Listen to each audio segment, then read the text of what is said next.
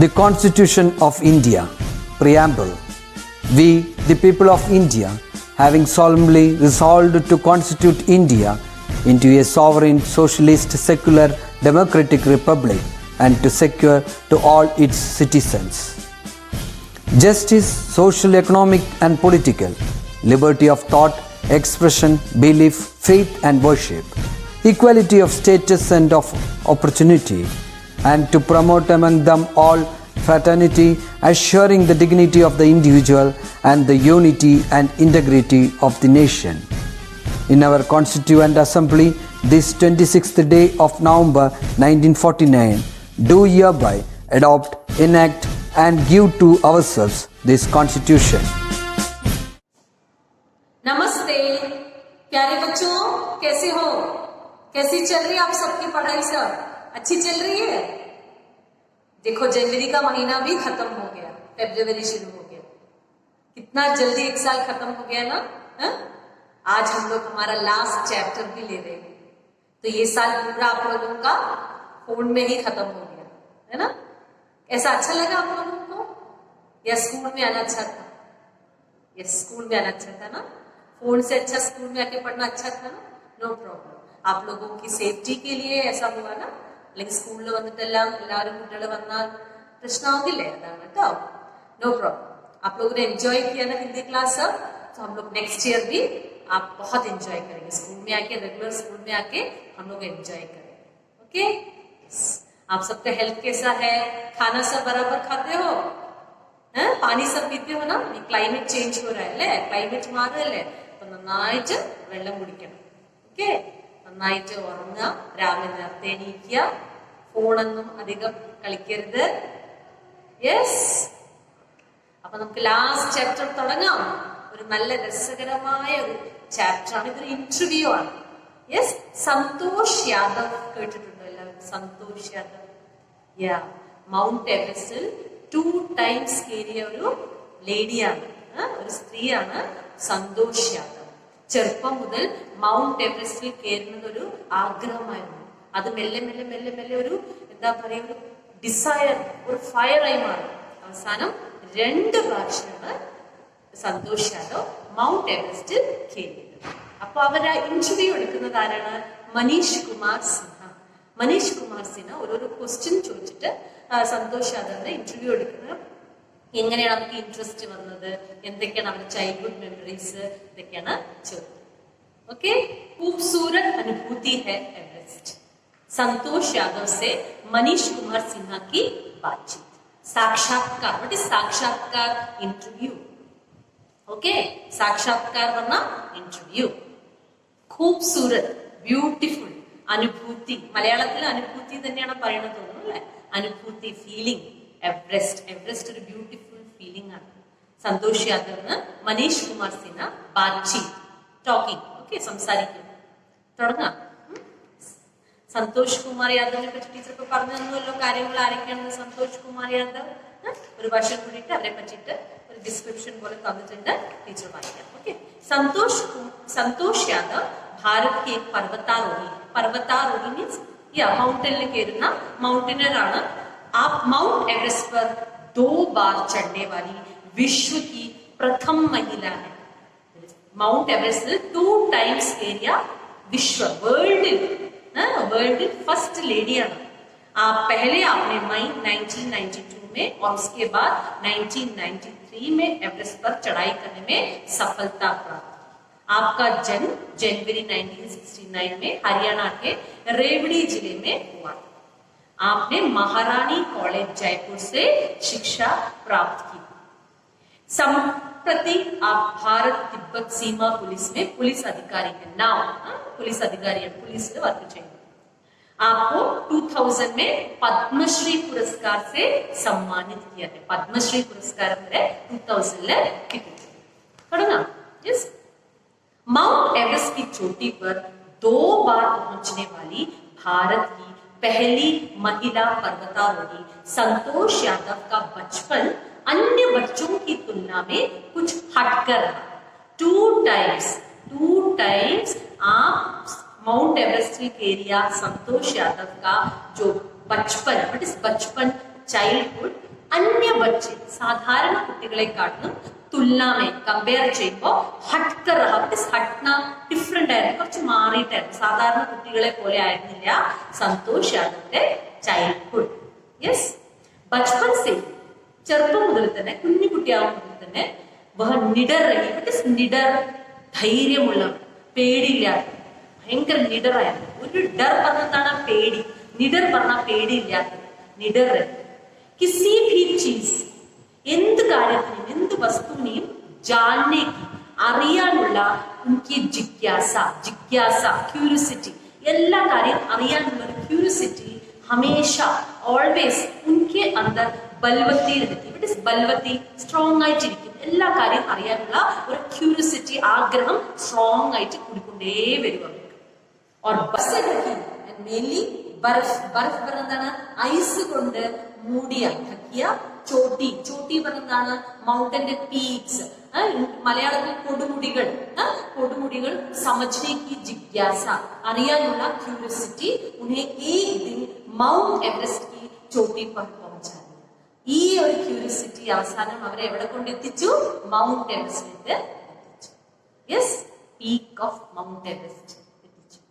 ആ ഒരു ക്യൂരിയോസിറ്റി ചെറുപ്പം മുതലേ സന്തോഷ് യാദവിന്റെ ഉള്ളിൽ ക്വസ്റ്റ്യൻസ് എന്തൊക്കെയാണ് ഇന്റർവ്യൂവിൽ ചോദിക്കുന്നത്. ഫസ്റ്റ് ക്വസ്റ്റ്യൻ, ആപ്കാ ബച്പൻ कैसा है? നിങ്ങളുടെ ചൈൽഡ്ഹുഡ്, നിങ്ങൾ ചെറുപ്പത്തിൽ എങ്ങനെയായിരുന്നു എന്ന് ചോദിക്കുന്നു. बहुत शरारती थी, नॉटी. शरारती मीन्स नॉटी ആയിരുന്നു. लेकिन फिर अचानक, പക്ഷെ പെട്ടെന്ന് ശാന്ത് होगी, സൈലന്റ് ആയി. ഞാൻ പണ്ട് നല്ല വികൃതിയുള്ള കുട്ടിയായിരുന്നു, പിന്നെ സൈലന്റ് ആയി. പിതാജി के आर्मी में होने के कारण, അച്ഛൻ എവിടെയായിരുന്നു? ആർമിയിലായിരുന്നു.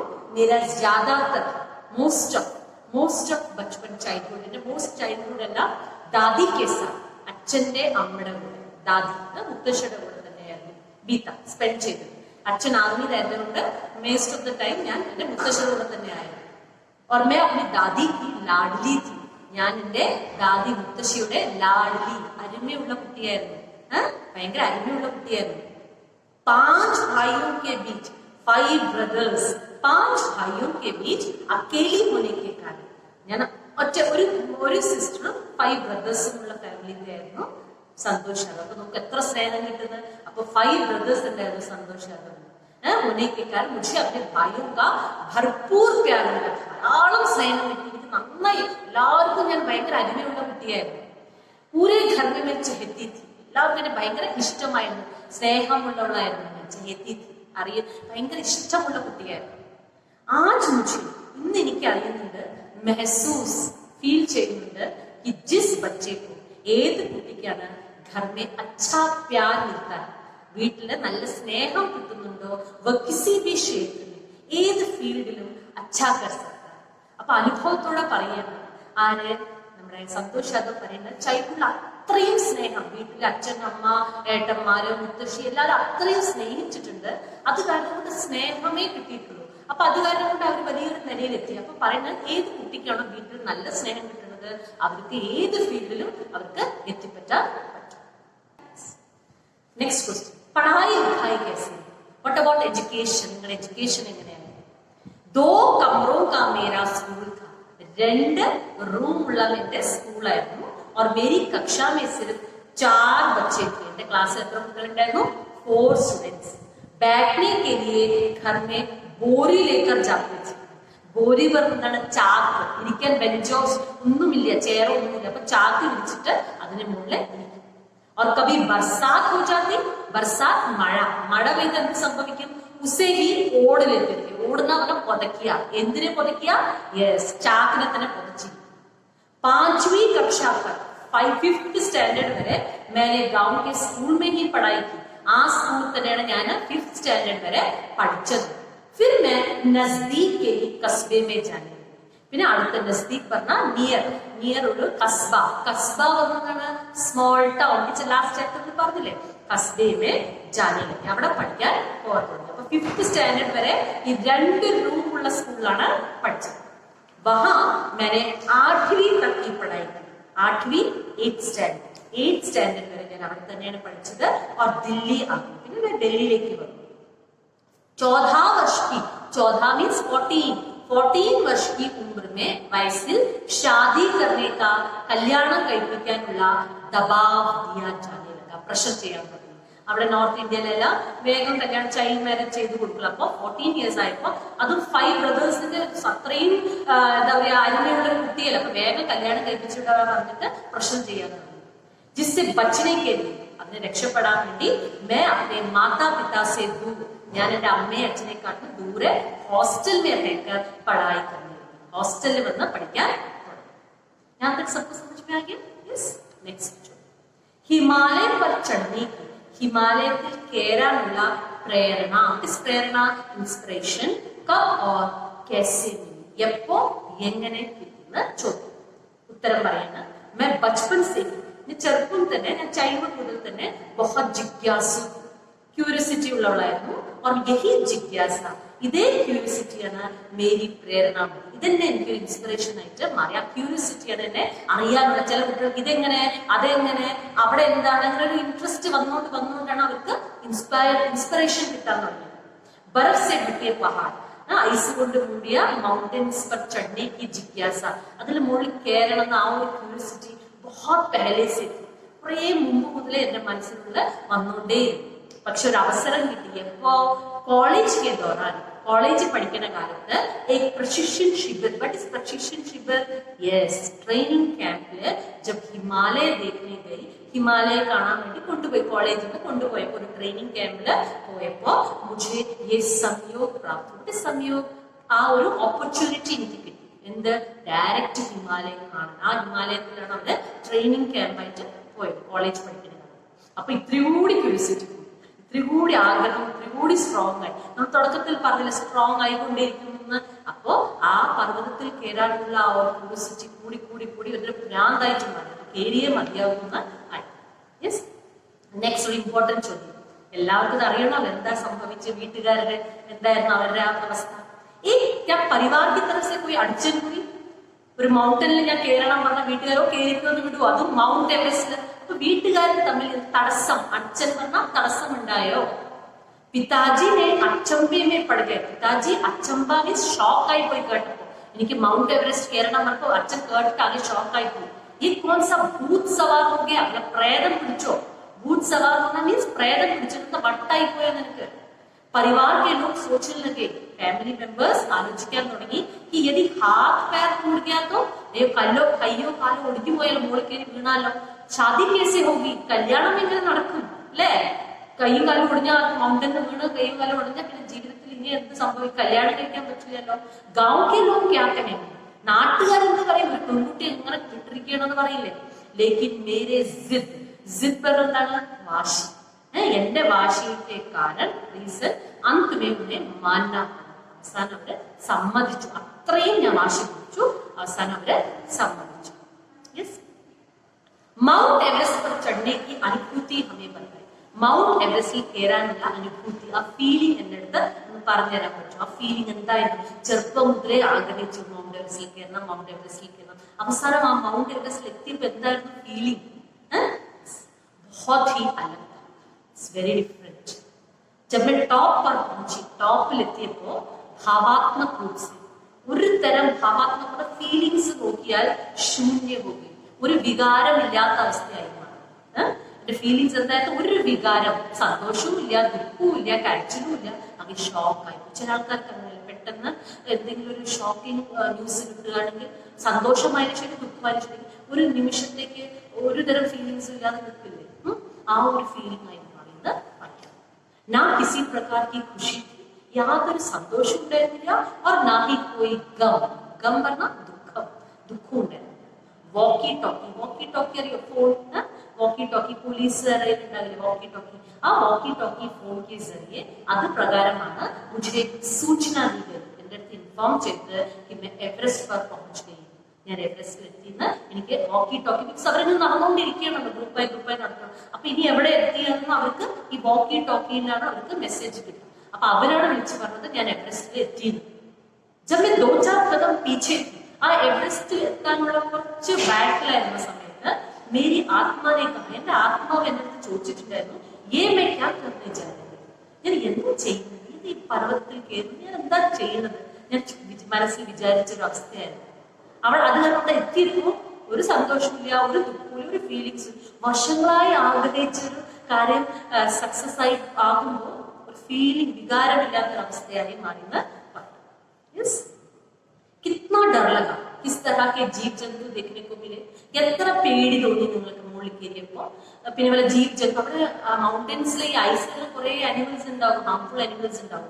അപ്പൊ ജീവ് ജന്തു देखने को मिले, നിങ്ങൾക്ക് അനിമൽസിനെല്ലാം കാണാൻ പറ്റിയോ? कोई डर नहीं लगा. ഫസ്റ്റിന്റെ ആൻസർ ആയിരുന്നു कोई डर नहीं लगा. എനിക്ക് പേടിയൊന്നും ഉണ്ടായിരുന്നില്ല. കബി കബി സുനനെ को मिलता, ചിലപ്പോ കേൾക്കാൻ പറ്റുന്നുണ്ട് ക്യാമ്പിന്, ഏതൊരു ക്യാമ്പില് സ്നോ ബിയർ അറിയാലോ, സ്നോയിൽ കിട്ടുന്ന ബിയർ ആയാ था, लेकिन मेरे सामने एक बार भी नहीं. എന്റെ അടുത്ത് ആരും വന്നില്ല. स्नो लेपर्ड, माउंटेन गोट जिसे बराल कहा जाता है देखने को मिला. മൗണ്ടൻ ബോട്ടിന് ഹിന്ദിയിലെ വേറൊരു പേരെന്താണ്? ബറൽ. അതും കാണപ്പെടുന്നു, പക്ഷെ അത് ഞാൻ കണ്ടിട്ടുണ്ട്. സ്നോ ലെപ്പേർഡ്, മൗണ്ടൻ ബോട്ട് ജിസെ ബറാൽ കहा जाता है देखने को मिला. സ്നോ ലെപ്പേർഡ് വൈറ്റ് കളറിലെ ലെപ്പേർഡ് ആയിരുന്നു, അതും ഞാൻ കണ്ടിട്ടുണ്ട്. Next question, very very important. ഇവിടെ നിങ്ങൾ ശ്രദ്ധിച്ച് നിങ്ങൾ അണ്ടർലൈൻ ചെയ്തിട്ട് പഠിക്കണം കേട്ടോ. Very very important. एक सफल पर्वतारोही, ഒരു സക്സസ് ആയ पर्वतारोही വേണ്ടി किन गुणों की आवश्यकता होती है? ഏത് ക്വാളിറ്റീസ് ആണ് ആവശ്യം? യെസ്, ये न सिर्फ एक पर्वतारोही के लिए, ഇത് വെറും ഒരു पर्वतारोही വേണ്ടിയിട്ടല്ല ഈ ക്വാളിറ്റീസ് വേണ്ടത്, बल्कि हर एक अच्छे इंसान के लिए जरूरी होती है. ഒരു നല്ല മനുഷ്യന് വേണ്ടി ആവശ്യമുള്ള ക്വാളിറ്റീസ് ആണ് പറയുന്നത്. വൺ ഈസ് സന്തുലിത് ദിമാഗ് വാല, ബാലൻസ്ഡ് ദിമാഗ് പറഞ്ഞാൽ ബുദ്ധി, ബാലൻസ്ഡ് ബുദ്ധി. ഓർ സംയം, സംയം പറഞ്ഞാൽ എന്താണ്? പേഷ്യൻസ്, സംയമത്തോടെ. ഈ രണ്ട് ക്വാളിറ്റീസ് ഉള്ള ആൾക്കാരാണ് ഈ ലോകത്തെ ഏറ്റവും സക്സസ് ആയി മാറുന്നത്. അത് വെറും पर्वतारोहीയല്ല, സാധാരണ മനുഷ്യനും ഈ രണ്ട് ബാലൻസ്ഡ് ആയിരിക്കണം എന്നും അതേപോലെ തന്നെ സംയമനം. इंसान का यह गुण, മനുഷ്യന് ഈ ഗുണം ഹർ സ്ഥിതിയിൽ, എല്ലാ അവസ്ഥയിലും अच्छा काम करने में, നല്ല കാര്യം ചെയ്യാൻ മദദ്ഗാർ होता है, ഹെൽപ്പ് ചെയ്യും.